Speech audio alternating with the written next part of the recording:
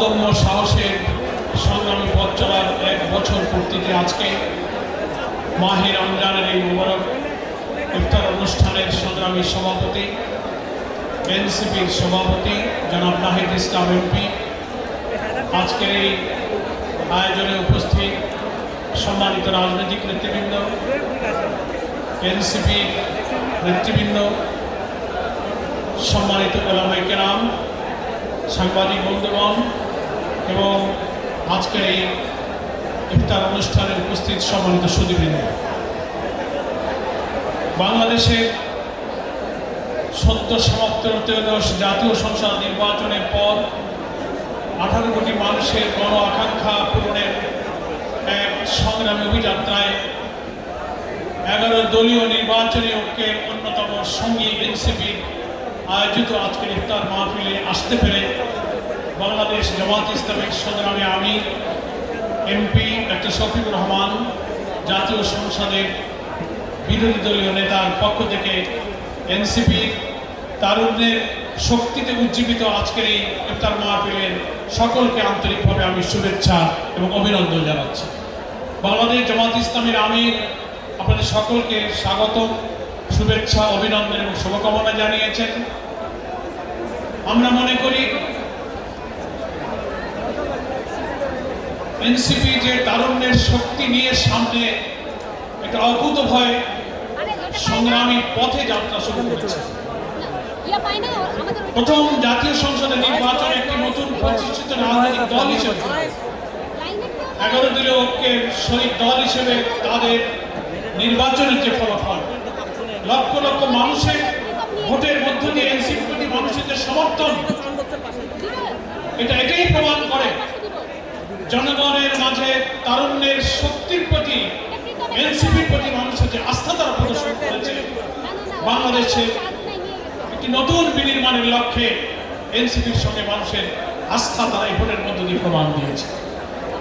সম্মানিত সুধীবৃন্দ, আমরা মনে করি জুলাই যোদ্ধা এবং জুলাই শহীদ, এদেশের লক্ষ লক্ষ মানুষের ত্যাগ, কোরবানি, রক্তের বিনিময়ে আমাদের যে গণ আকাঙ্ক্ষা আমরা পূরণ করার জন্য জুলাই চার্টার, জুলাই সনদে আমরা সবাই স্বাক্ষর করেছি।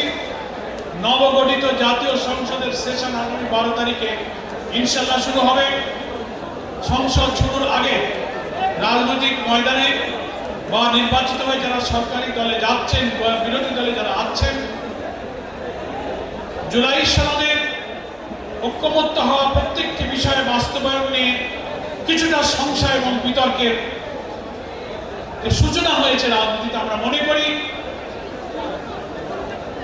জুলাই সনদে ঐক্যমতের ভিত্তিতে 48টি সাংবিধানিক পরিবর্তনের যে সংস্কারে আমরা সবাই স্বাক্ষর করেছি, যেটা বিপুল গণভোটের মধ্য দিয়ে হায় জয়যুক্ত করে দেশের জনগণ রক্ত দিয়ে গড়া জুলাই সনদের প্রতি সমর্থন জানিয়েছে। সরকারি দলের উচিত হবে না গণভোটে হায় জয়যুক্ত হয়ে জুলাই সনদের যে প্রতিটি বাক্য, প্রতিটি শব্দের প্রতি মানুষের যে সমর্থন, সেগুলো বাস্তবায়ন না করে তার কোনো ব্যতিক্রম, কোনো সামান্য বিচ্যুতিও কিন্তু দেশের জনগণের কাছে মোটেই পছন্দ হবে না, সেটা আমাদের কাছে কাম্য হবে না। রাজনীতি বিতর্কের জায়গা জাতীয় সংসদ নিশ্চয়ই, কিন্তু সংখ্যাগরিষ্ঠতার জোরে জনগণের আকাঙ্ক্ষায় যেন আমরা পিছনে ফেলে না নিই, যেন জনগণ আমাদের ভুল বুঝতে পারে। সেজন্য জুলাই সনদের ঐক্যমত্য প্রতিষ্ঠিত হওয়া সংস্কারের প্রত্যেকটি বিষয়ে জাতীয় সংসদে যা গণভোটে গিয়েছে, হায় জয়যুক্ত হয়ে যা গণভোটে রেকর্ড হয়ে আছে, সেটাই যেন আইন আকারে সংবিধানের অংশ হিসেবে সংবিধানে পাস হতে পারে, অনুমোদিত হতে পারে। এটাই এখন জাতীয় সংসদের পবিত্র দায়িত্ব। আজকের ইফতার অনুষ্ঠানে আসতে পেরে বাংলাদেশ জামাত ইসলামের পক্ষ থেকে আমি আবার এখানে উপস্থিত সুধীবৃন্দ এবং এনসিপির বিপ্লবী কর্মীদেরকে শুভেচ্ছা জানাচ্ছি। আমরা সবাই জানি youth is the best time of life. যৌবনই হচ্ছে মানুষের জীবনের সবচেয়ে শ্রেষ্ঠ সময়। পৃথিবীর ইতিহাসে যা কিছু সৃষ্টি, যা কিছু ভাঙা গড়ার ইতিহাসে তরুণদের ভূমিকাই হচ্ছে মুখ্য। বাংলাদেশের কোটি কোটি মানুষের দীর্ঘ 17-18 বছরের যে ত্যাগ, যে লড়াই, যে সংগ্রামের মধ্য দিয়ে নতুন বাংলাদেশ বিনির্মাণে এই তারুণ্যের শক্তি একটি অজেয় শক্তি হিসেবে লড়াইয়ের সংগ্রামে একদিকে জাতীয় সংসদে অপরদিকে রাজপথে সেই সংগ্রামেই তারা সামিল থাকবে।